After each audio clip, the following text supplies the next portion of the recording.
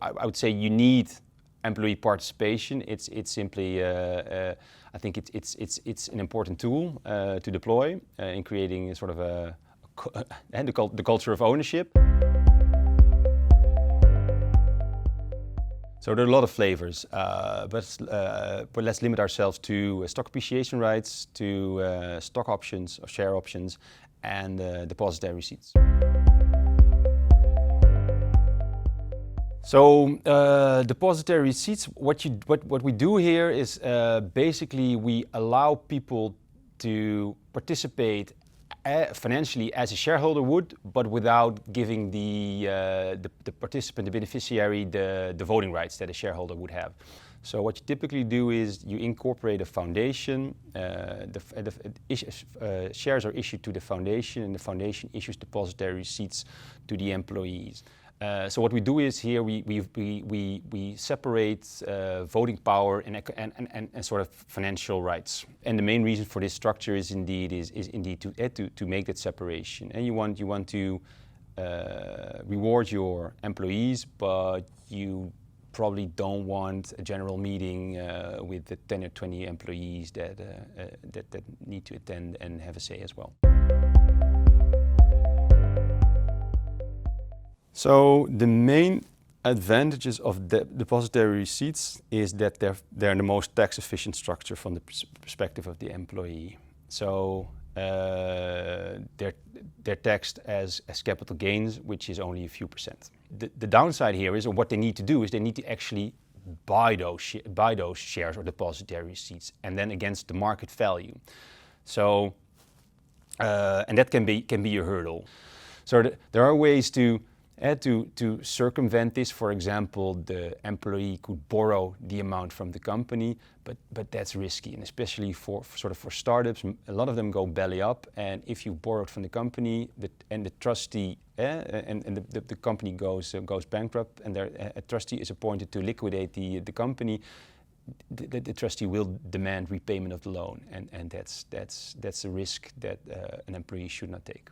So depository receipts, they're great, they're very tax efficient, they're somewhat more expensive to deploy because you need a notary public to incorporate the foundation, you may need a lawyer to draft the documentation, you may need to have a valuator to establish the market value, you may need to want to go to the tax authority to get a rubber stamp, to get a ruling, but then it's very tax efficient, so then it's definitely worth the effort.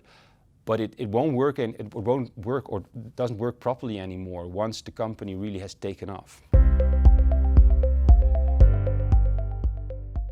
Yeah, so stock or share options, that basically means that you have the right to acquire shares at a certain point in time or depending on certain conditions. So, for example, I would give an employee the right to buy shares at a certain strike price. Let's say €5, and if the employee would be still with the company in 4 years, from that time on, they may exercise the option and then buy the shares at €5, and the employee will typically do so if the option is in the money, meaning that the price at that point in time is higher than the strike price.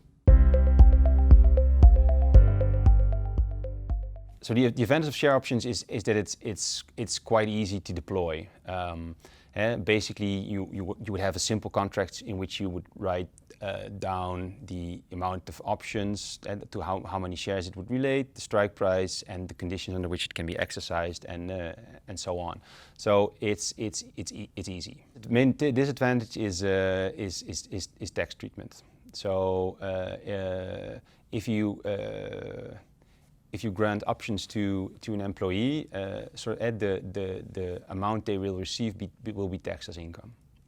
So that's, again, roughly half will have to be forked over to the Treasury, to our tax authorities. Another downside is with these options is you basically you can only exercise them if you have under the current tax regime, if you can sell them So you cannot hold on to him. So it's difficult to also, for example, if the company would also distribute dividends, it's difficult on the stock options to let your employees also share in the dividends.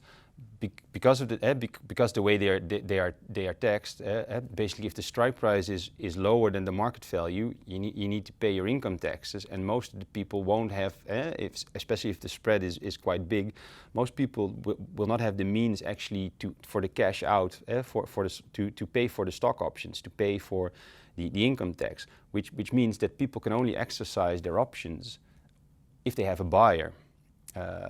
Which is sort of is a shame, because then you lose one of those critical or an important aspect of financial participation, which is also to be able to benefit to share in the profits. So SAR, it stands for Stock Appreciation Rights, and basically it's a contract, and it resembles share options in how it works, but it's a contract. So you never actually buy shares, but it's sort of a contract for difference. So what we're basically doing is, via a contract, we're trying to mimic the financial rights of shares.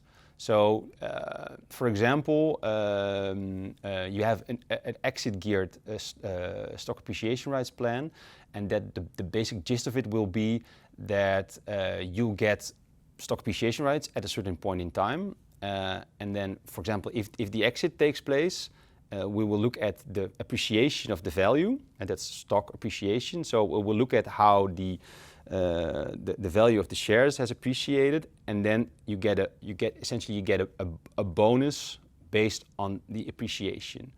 So if shareholders would cash out or receive money, the holder of stock appreciation rights would do the same. Well, the advantage is like they resemble in some respects share options, but it's also a contract, but it's even simpler because it doesn't involve the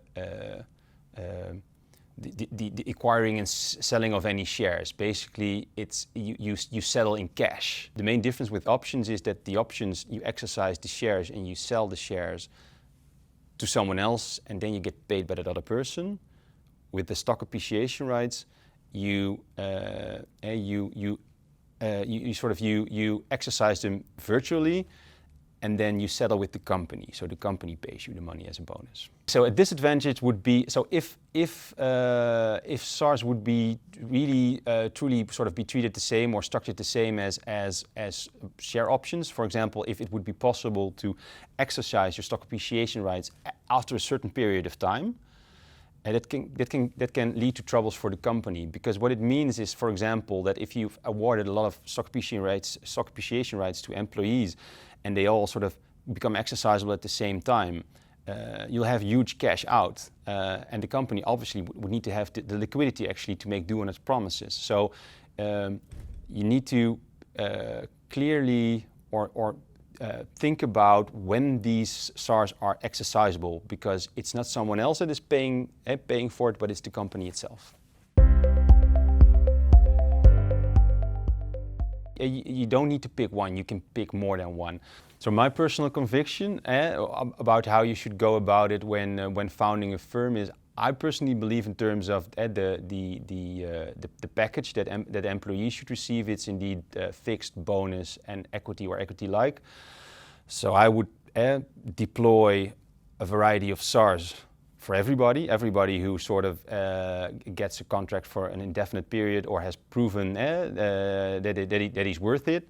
And on top of that, I would also reserve some of the equity for employees that really want to put skin into the game. Not too much, because dividing too much equity, spreading your equity too thin is a disastrous strategy, but I firmly believe in that sharing is squaring.